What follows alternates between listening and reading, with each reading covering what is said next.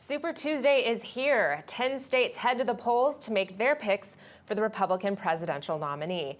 Will Mitt Romney finally seal the deal? Will Newt Gingrich be able to come back from the dead yet again? And do new poll numbers mean good news for President Obama?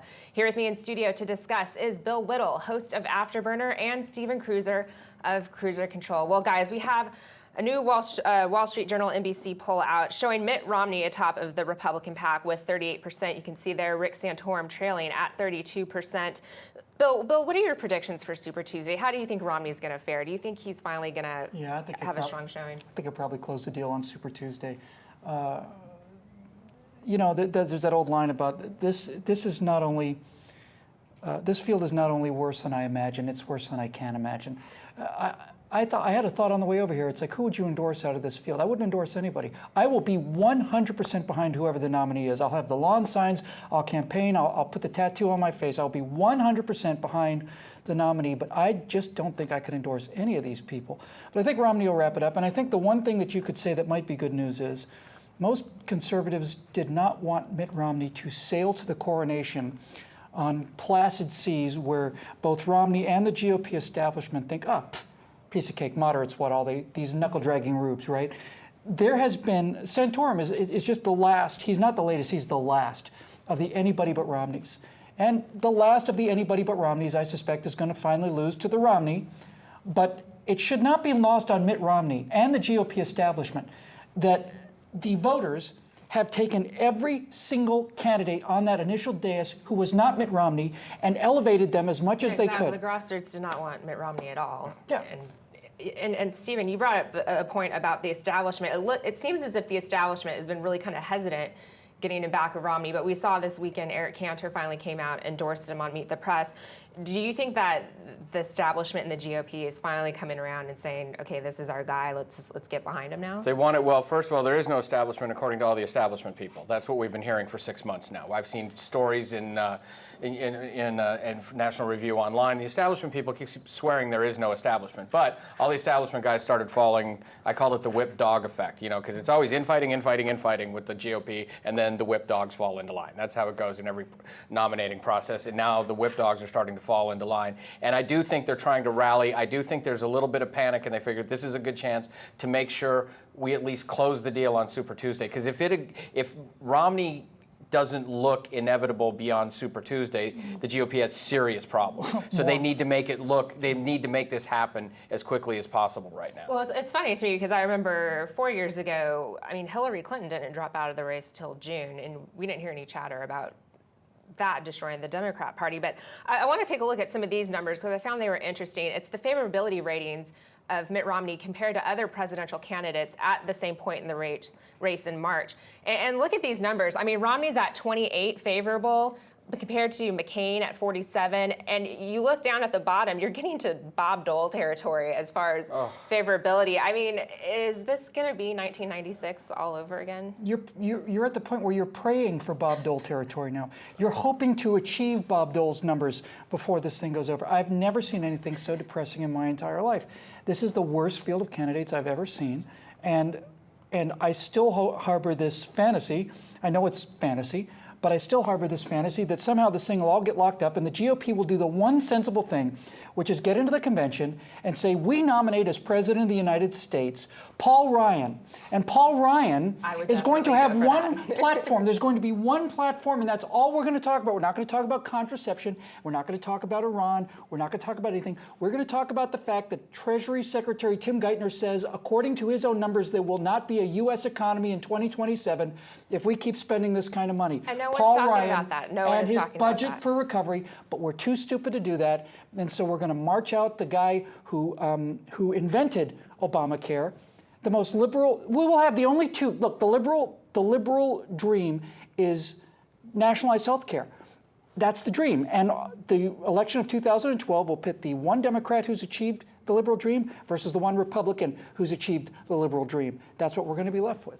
Yeah, and I mean, Romney doesn't really, he plays right into Obama's narrative of kind of that class Rich, division. out-of-touch guy, yeah. Especially, and it seems like Romney's on a blackout now. I don't think he's doing any media. But Stephen, I mean, looking at the president's travel approval ratings, they're up to 50% now. He's beating all Republican candidates. If you look at the head-to-head matchups, Romney's the closest at 6%. Ron Paul's actually up there as well. But I mean, this was supposed to be the Republican year. Is it still the Republican year, or are we blowing it here? If we manage to talk about the things that Bill was just talking about, but Bill and I have both long lamented the way our side gets a message out, which is not at all, usually, or poorly.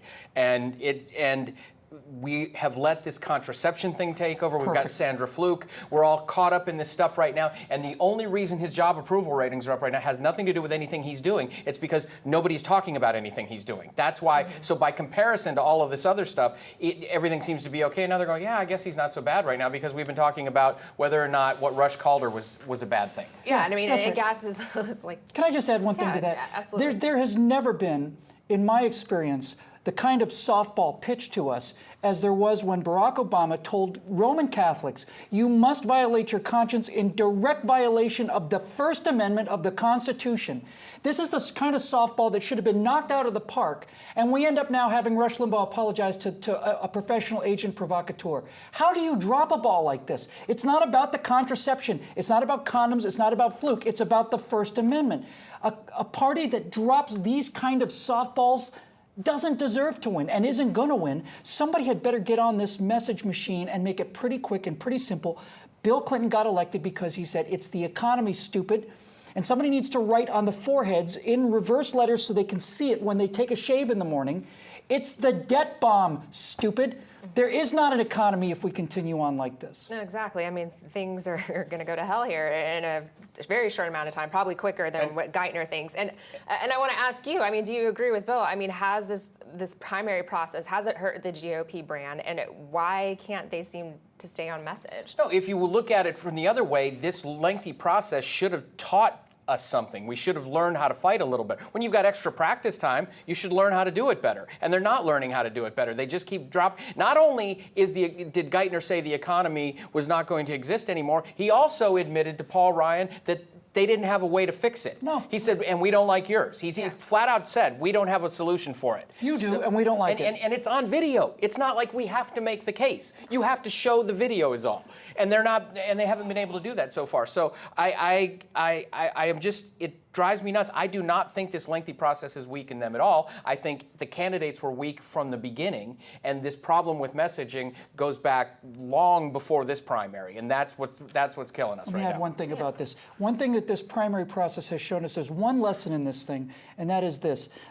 The one thing that a Republican can do to win this election is to attack not Barack Obama and not the Democrats, but to attack the media. The only person who did that was Newt Gingrich, who, in my opinion, is the most unelectable of the candidates from a sheer personality point of view, in terms of his optics, in terms of his history, his personal track record. Newt's a brilliant guy. Newt was the only guy in the entire debate that got actual traction because he understood the enemy was the media.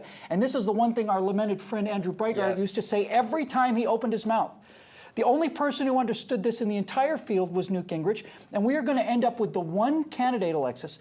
The nominee is going to be the one man who is least constitutionally able to take the fight where it belongs, which is at the media and at Barack Obama. He won't do it. It's going to be Gentleman Jim McCain again. And I don't want to ask that in wrapping up the final question, because it's one of the big ironies to me, absolutely, coming out of, we had the Tea Party, we had the 2010 tsunami coming in, and now we're stuck with this group of candidates that just are basically big spending, big government conservatives.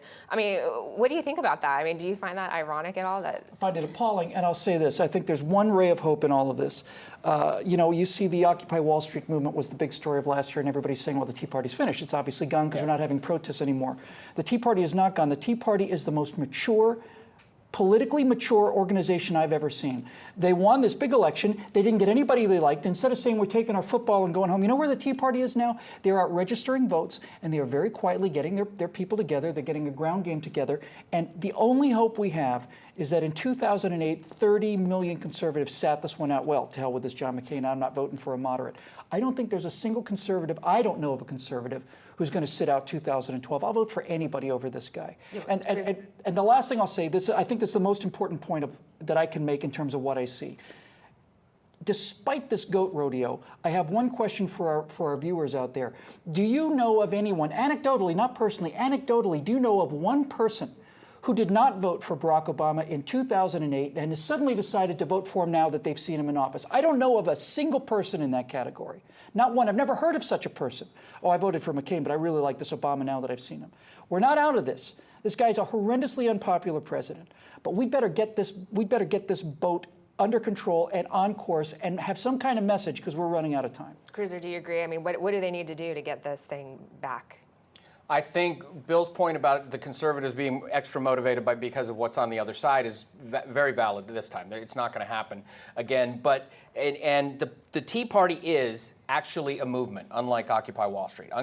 Occupy Wall Street is a lengthy sit-in. That's what it is. It's a temper tantrum. It's a sit-in. The Tea Party people are in place. They're taking over committee precinct jobs. They're doing all kinds of things. And the greatest hope is to move through this and have them be reinvigorated by the way they were ignored this election cycle and keep moving forward and become stronger. Yeah, last time we ran a conservative, we only carried 49 states. Yeah. So there's that little data Just the point to keep in 49. mind. Yeah, just 49. Well, guys, thanks so much for being here and giving your analysis today. Fun time as always.